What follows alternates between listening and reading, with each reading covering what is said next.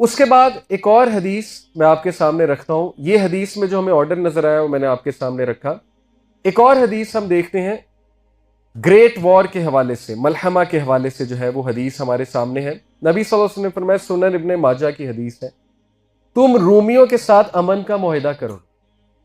Romans, Europeans, American, मतलब they are included in Romans. उस दौर पे जब रूमी कहा तो इससे मुराद जाहिर है NATO, American nation, American civilization, western civilization है। फिर तुम और वो एक मुश्तरका दुश्मन से लड़ोगे। सुनन इब्ने माजा की हदीस, तुम एक कॉमन एनिमी से लड़ोगे रोमन्स के साथ मिलके, तुम्हें फतह हासिल होगी, माले गनीमत मिलेगा और तुम सलामत वापस आओगे। फिर तुम एक मैदान में उतरोगे जहां टीले होंगे। रूमियों में से एक शख्स सलीब बुलंद करेगा और कहेगा सलीब गालिब आ गई। एक मुसलमान गुस्से में आके इसे तोड़ देगा। इस वक्त रूमी मुआहिदा तोड़ देंगे और अजीम जंग के लिए जमा हो जाएंगे। This is the beginning of the great war, यानी मलहमा से पहले एक ऐसा कुछ मार्का होगा जिसमें मुसलमान रोमन्स के साथ मिलकर एक मुश्तरका एनिमी से लड़ेंगे। एज पर दिस हदीस, हम सारी हदीस को फिर इंशाल्लाह रिकोलेक्ट करेंगे। और उसके बाद क्या होगा कि वो विक्टोरियस हो जाएंगे।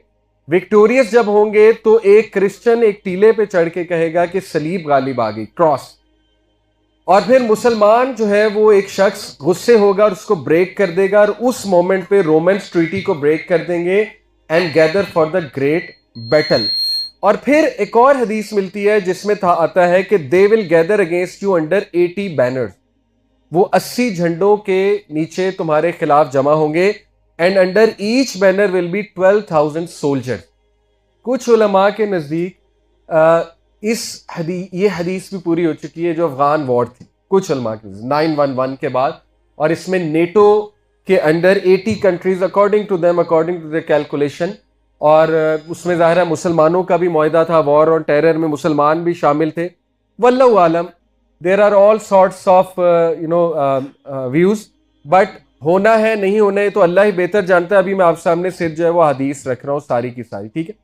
उसके बाद एक और हदीस है मिलती सही मुस्लिम की, हदीस नंबर 2897, ऊपर वाली इब्ने माजा की थी। नबी सल्लल्लाहु अलैहि वसल्लम ने फरमाया, क़यामत नहीं कायम होगी यहां तक कि रूमी कहां पर आ जाएं, अल अमाक और दबीक, रोमन्स यहां पर लैंड हो जाए। ये दोनों इलाके एक टर्की में है, साउदर्न टर्की में, और एक शाम में है, मॉडर्न सीरिया में। An army consisting of the best people on earth at that time will come out from Medina to face them. उस वक्त मदीना से बेस्ट आर्मी निकलेगी और उनको फेस करेगी।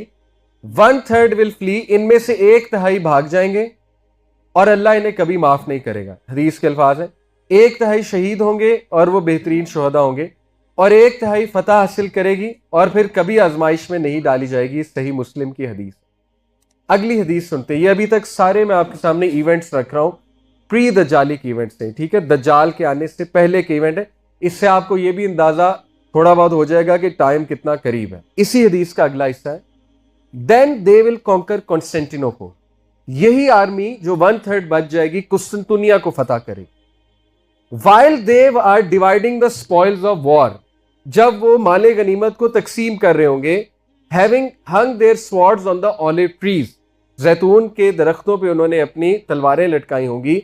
शैतान will cry out among them, शैतान चीखेगा। शैतान क्या कहेगा? द दज्जाल has taken your place among your families, दज्जाल ने तुम लोगों की जगह ले ली है तुम्हारी फैमिलीज में। So they will leave but that will be false, when they reach al Sham he will actually emerge. ये दज्जाल का खरूज है।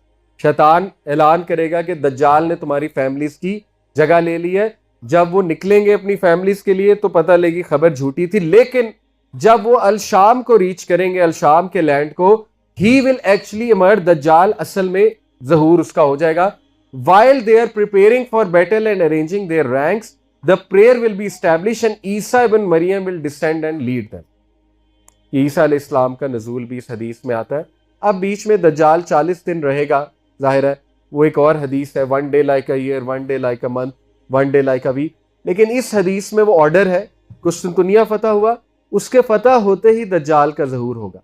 और ये पिछली हदीस से भी कनेक्ट करें तो क्या है? जेरूसलम की आबादी, मदीना की खराबी। मदीना की खराबी किसका ज़हूर है? जंग का, बड़ी जंग का, ठीक है। और बड़ी जंग के में कुस्तुनतुनिया फतह होगा, और कुस्तुनतुनिया फतह होने के बाद दज्जाल फिजिकली सामने आएगा। ठीक है, ये हदीस से ये साबित होता है। और ईसा इस्लाम का भी इसमें हमें मिलता है कि ईसा इस्लाम भी नाजिल होंगे। उसके बाद ये हदीस आपके सामने रखता हूँ, सुनन नबी दाऊद, मुआज बिन जबल से मरवी है, सही हदीस है। इमाम नासिरुद्दीन अलबानी ने इसको सही कहा है, सुनन नबी दाऊद। मुआज बिन जबल कहते हैं अल्लाह के नबी सल्लल्लाहु अलैहि वसल्लम ने फरमाया, between the great battle and the conquest of Constantinople there will be 6 year.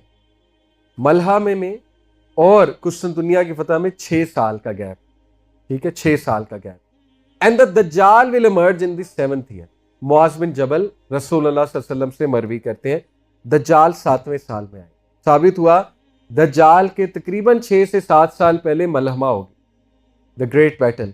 और जो हालात इस वक्त चल रहे हैं, अल्लाह नोज बेस्ट, अल्लाह ताला आसानी फरमाए। कुछ हतमी नहीं कहा जा सकता, लेकिन ऐसा महसूस होता है कि कुछ बड़ा होने वाला है, और ऐसा महसूस होता है कि शायद मलहमा की तरफ बात ना चली जाए। और जंगें तो हो ही रही हैं, आपके सामने है। रशिया भी मैदान में कूद रहा है, चाइना भी मैदान में कूद रहा है, अमेरिका तो आपके सामने, और इजराइल।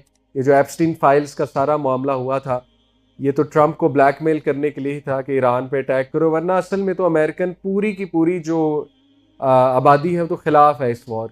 इवन जो सेनेट है उनका वो खिलाफ है ईरान वॉर के। But obviously they have their ways, Israel आपको पता है, they have their ways to get things done. तो एप्स्टीन फाइल्स ये पूरा एक वो प्लान था, क्योंकि उसमें ट्रंप का नाम है और दे आर ब्लैकमेलिंग हिम, और ये सब हो रहा है। Who knows nuclear. कुछ तो एक हदीस से इस्तदलाल करते हैं कुछ स्कॉलर्स। एक हदीस में आता है कि क़यामत कायम नहीं होगी जब तक 10 साइंस तुम ना देख लो। सही मुस्लिम की है गालिबन। वो शुरू होती स्मोक से, सबसे पहले उसमें स्मोक का जिक्र है, धुआं। उसको फिर वो और हदीस से रिलेट करते हैं वही ग्रुप ऑफ स्कॉलर्स, कि एक हदीस में आता है ना कि दज्जाल के 3 साल आने से पहले एक ग्रेट फैमिन होगा। वो मैं अभी आपके सामने रखता हूँ। एक बहुत कहत साली का दौर होगा कि ज़मीन कुछ उगाएगी नहीं। और नबी ने भी फरमाया कि मेरी उम्मत के आखिर के दौर में चेहरों का मसख होना, बस्तियों का उलट जाना, इस तरह के साइंस भी हैं, और पत्थरों की बारिश होना ऊपर से ये भी है। तो ये सारी हदीस को कंबाइन करके कुछ स्कॉलर ये भी कहते हैं कि न्यूक्लियर वॉर होनी है, क्योंकि धुआं बहुत ह्यूज है, वो छा जाएगा आसमान में, और फिर न्यूक्लियर विंटर की तरफ इशारा मिलता है। न्यूक्लियर विंटर क्या होता है कि यानी सन जब ब्लॉक हो जाता है एक न्यूक्लियर अटैक की वजह से, तो ग्लोबल वार्मिंग बंद हो जाएगी, और उसके बाद क्रॉप्स उगना बंद हो जाएंगी, और कहत साली हो जाएगी। तो रेन जैसे ना, कहत साली ये नहीं है कि बारिश नहीं होगी, कहत साली है कि बारिश होगी लेकिन ज़मीन कुछ उगाएगी नहीं। उससे भी कुछ स्कॉलर्स ये अखज़ करते हैं कि जब न्यूक्लियर अटैक होता है, गामा रेडिएशन, वो ज़ाहिर है डेडली है गामा रेडिएशन, उससे चेहरे भी मस्त होते हैं, और लिटरली उसका जो इम्पैक्ट होता है वो पत्थरों की बारिश की तरह होता है। काइनेटिक एनर्जी इतनी होती है। ऑब्वियसली जब यूरेनियम फटता है, यूरेनियम होता है ना उसमें न्यूक्लियर फिशन होती है, तो वो चेन रिएक्शन होता है, फटता जाता है। तो कुछ उलमा ने, अल्लाह माफ़ करे, न्यूक्लियर अटैक की तरफ भी इशारा किया है।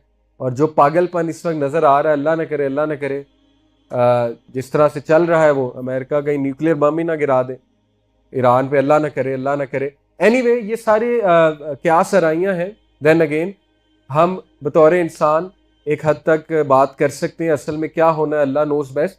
असल मकसद हमारा है इन हदीस से कि हमने तैयारी क्या करनी है। असल मकसद जो है ना वो ये होना चाहिए, बजाय कि हम बहुत ज़्यादा डिटेल में इन डिस्कशंस में जाएं।